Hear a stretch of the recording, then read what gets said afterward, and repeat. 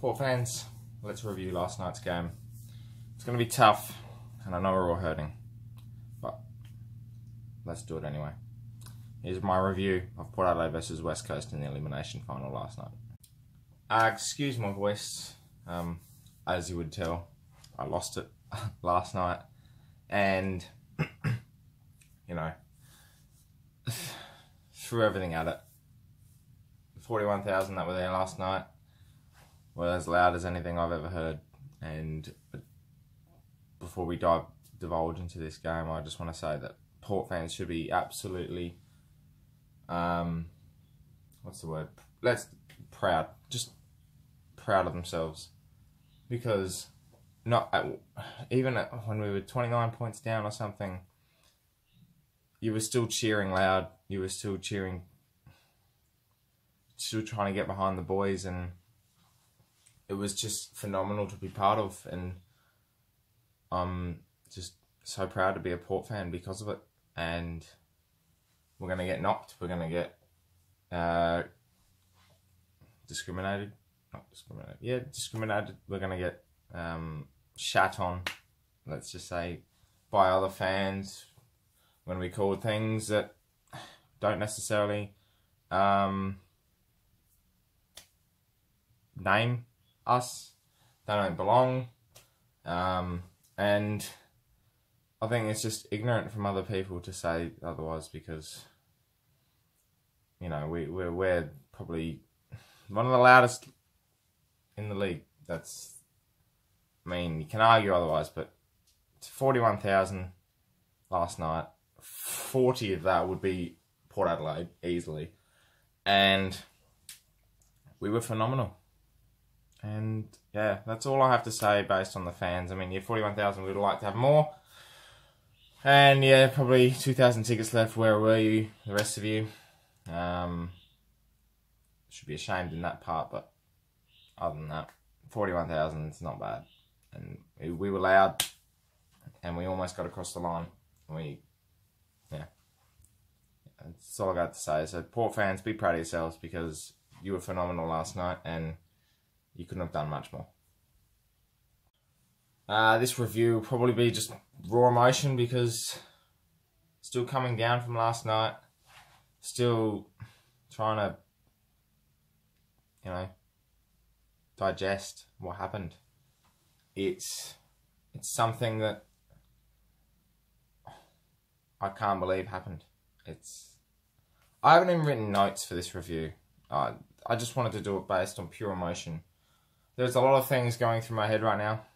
There's a lot of things I'm thinking about. A lot of things, you know, what we could have improved on, and you could say certain things. Port fans blaming selection. Look, yeah, we could have had Trengove. We maybe should have had Trengove. I'm not one to judge it based on selection, because it's the team that plays in the end. And the team that played in the end were probably the best team we had on the park this year. And the way they played was just full on. The first quarter was not the best. We didn't start well, but you could just see that every time West Coast was scoring, it wasn't because they were working as hard as us. They were probably just pinching off our bad disposal, our bad efficiency going inside 50, and the way we moved the ball. I mean, our kicking was at stages deplorable.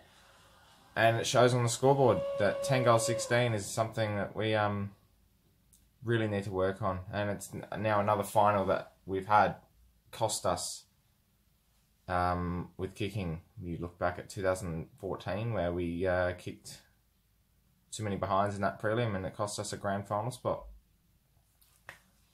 The only thing I wanted to really say is should-haves don't win your games. Should-have, would-have, could-have. In the end, we didn't. And it's the harsh reality of it. And I don't want to sit here and, you know, be sad about it as much as I am. I don't want to sit here and be sad about it, because it's not worth it. I'm too in love with this club to blame things on certain people and blame others on why this happened and that. It's just part of footy, and Ken said it in the press conference that you can explain those moments after the game, but you don't know that 5 minutes in the first, 10 minutes of the second, even extra time that when you make that mistake, it's costly, and you just don't know that until the end. So 10 goals 16 is probably the end. That all needs to be explained. I mean, bad kicking is bad football, and that's what cost us the game last night. Sorry, but it's something that we have to just improve on for next year, and it's just. I think the most disappointing thing is the fact that we now don't have next year. Don't have next week, sorry. We have next year, obviously. But we don't have next week. We don't have a chance to build on next week, to improve from this week to go to next week, because our season is done. And that's the harsh reality of it. And that's something that all of us have to digest and move on with. And now we have to wait 7 or 8 months before next year. But yeah, that's all. It's hard to review a game based on pure emotion. It's just not right, and this shouldn't be something you should do. I wanted to do it because I wanted to show me. This is me when I'm after a game, after a loss, and after such a disappointing loss like that. I said to my family, I said that this is the most I've been disappointed since against Gold Coast all those years ago, when we lost that game, the one game we should have won. I don't think the word disappointment is the right word. I think devastated or shattered or something along those lines. Heartbroken is probably the best one. It's just raw emotion. It's something that we all have, and it's not that we're disappointed in the boys. It's not that disappointed in the club or Ken or anything like that, and some people will be, and that's just the way they are coping, blaming it on others, and that's fine. I mean, we all have our opinions, and it's just something that I don't do, and it's just something I can't put someone accountable for. We made finals. We were part of the top 8, and it will go down in the books as we were part of the top 8. Simple as that. But yeah, let's move on with the review. Can't sit here for 10 minutes and be a sob story. It's a review, so let's move on to the things I learnt.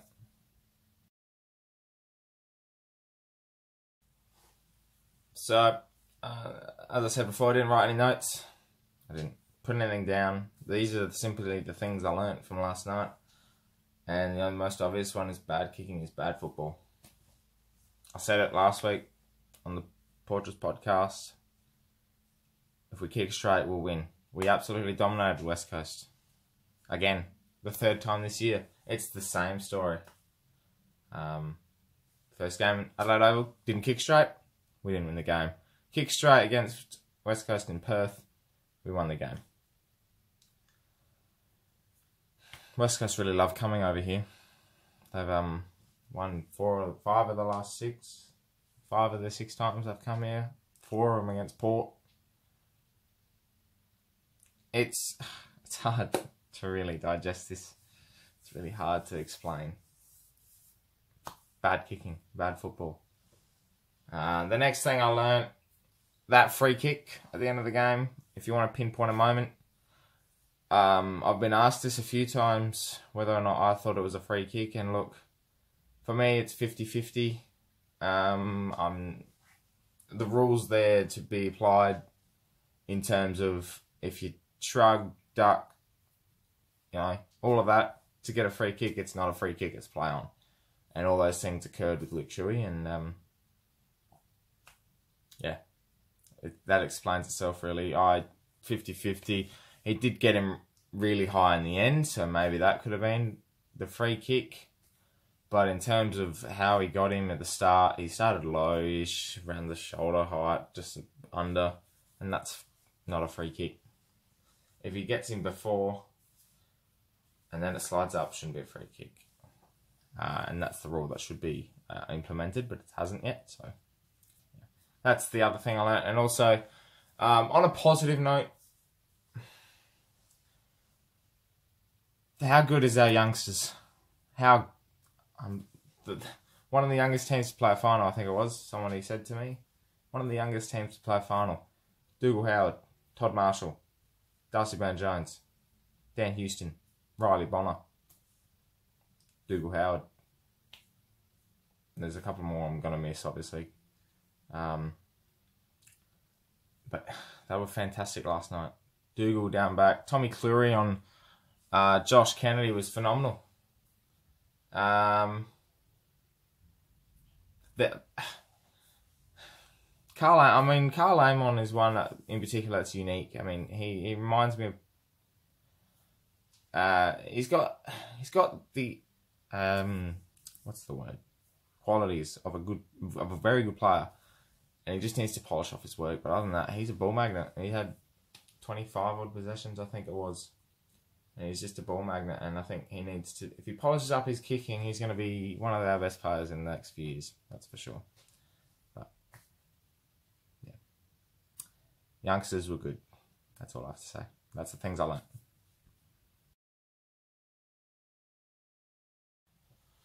So the votes for last night. It's hard to pick out people this early when it's still bubbling inside of you, that the fact that we lost. Yeah.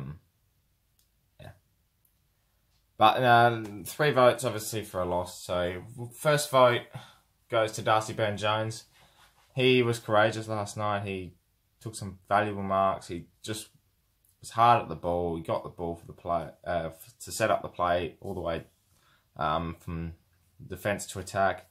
He was moving. He was just everywhere last night. And it was just phenomenal. And he's probably one of the best small defenders in the league. Or he's going to be anyway in the next couple of years. For sure. He was just phenomenal. Which was good to see in a final as well. So that's a lot of positive energy going his way for him. 2 votes goes to Ollie Wines, our future captain. And should be our captain next year. 28 disposals again, 2 goals, 2 crucial goals as well. 1 in extra time, 1 in the last quarter, or 1 in extra time, the first quarter, and then one in the last quarter, quarter number 4. He kicked 2 crucial goals. He was just hard at the ball. He was setting up the players, breaking the lines. He was doing all those things that Ollie does, and it was just a standard Ollie game with a bit of extra cream on top because he was just phenomenal. Would have been best on ground, except for my 3 votes goes to Big Charlie Dixon.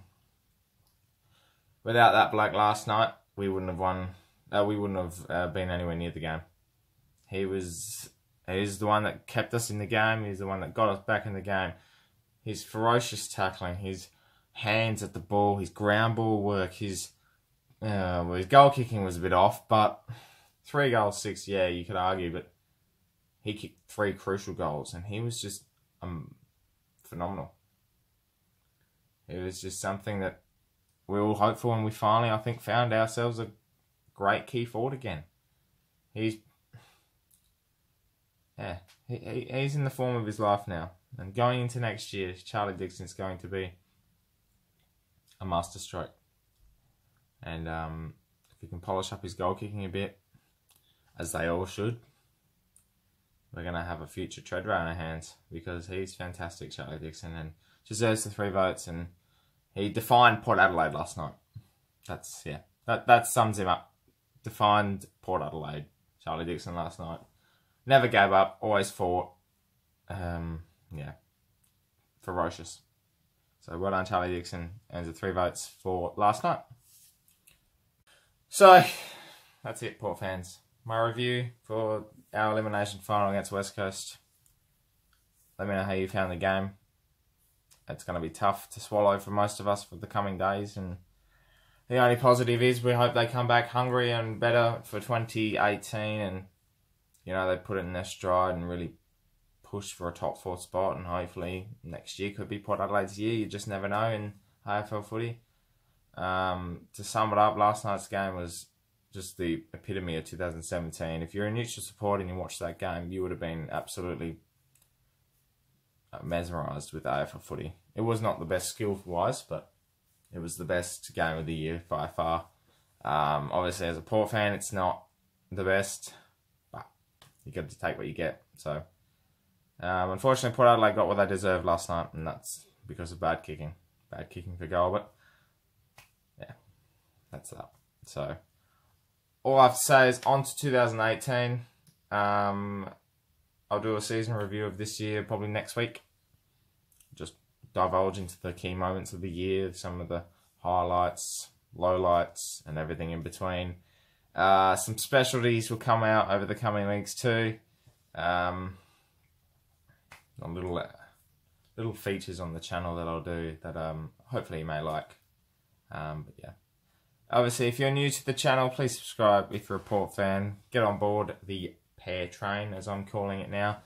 Yeah. If you've thoroughly enjoyed this video, please give it a like. Obviously, as a Port fan, you're not going to like it because it's just all the wrong things. It's not the way we wanted, Port fans. But yeah, my name's Anthony, and I'm signing off for 2017. Until next time, thanks for watching, and obviously, go the power.